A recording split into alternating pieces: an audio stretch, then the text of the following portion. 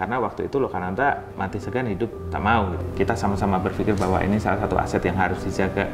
Lokananta nggak cuma musik modern gitu. Jadi kita berusaha berimbang antara tradisi sama musik populer.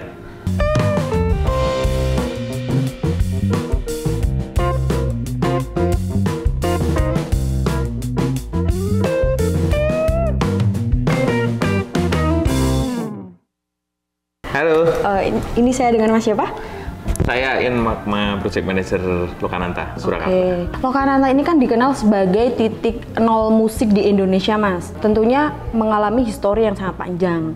Bisa dijelaskan tidak Lokananta yang dulu dan Lokananta yang sekarang? Lokananta yang dulu itu orang-orang mungkin kenalnya masih sebagai pabrik piringan hitam milik Indonesia gitu. Betul.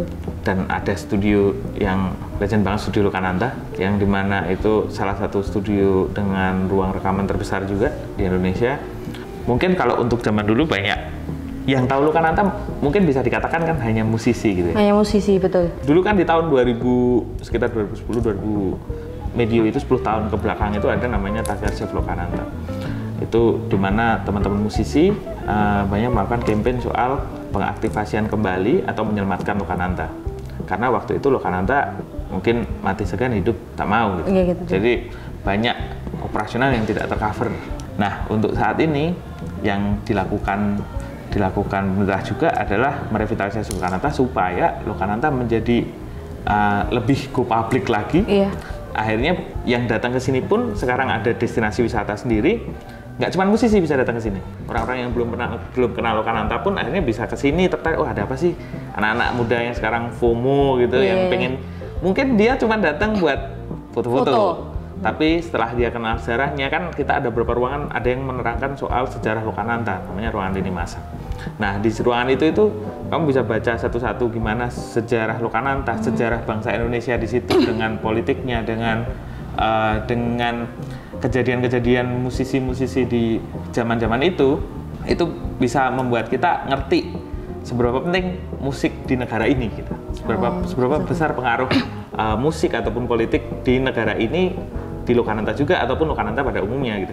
Apakah kedepannya nanti Lokananta itu hanya membranding musik modern ya? Apakah besoknya atau kapan itu ada rencana juga mengusung musik-musik tradisi seperti itu, Mas, di Lokananta sendiri?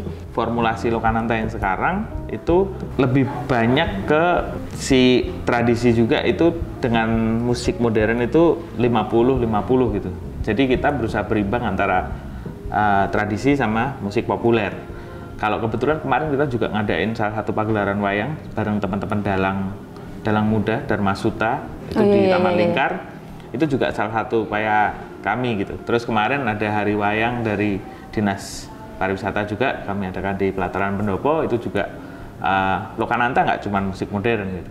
Termasuk kemarin waktu ulang tahun Lokananta di Lokananta 67, kita juga mengoptimalkan kelompok gamelan muda Tasiat Gamelan Sindiket waktu itu yang berkolaborasi sama Airslide, yang notabene band ska modern itu. Terus akhirnya itu dipertontonkan di panggung hiburan yang mungkin kemasannya lebih muda gitu. Dan sebenarnya juga bukan musik, juga bukan hanya musik gitu. Banyak yang kami upayakan untuk Lokananta ini bisa sebagai melting pot untuk teman-teman kreatif gitu. Jadi kita juga BMX, skate, terus teman-teman seni rupa, teman-teman graffiti, mural, terus ada mungkin teman-teman dari Surakarta Walking Tour yang jalan-jalan sini, terus ada lagi dari teman-teman komunitas perempuan berkain gitu.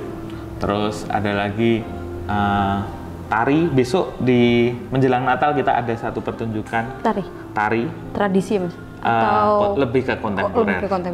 Jadi Lokananta sendiri juga menampung ide kreatif anak generasi muda sekarang ya, Mas ya. Ada pesan nggak, Mas, buat generasi muda sekarang untuk menjaga eksistensi Lokananta sendiri? Semua teman-teman di sini yang akhirnya kenal Lokananta dengan wajah barunya sekarang, ataupun yang kenal Lokananta dan belajar bagaimana dulunya Lokananta, bisa terus mendukung Lokananta bagaimanapun wujudnya gitu. Karena ini salah satu aset yang mungkin kita sama-sama berpikir bahwa ini salah satu aset yang harus dijaga.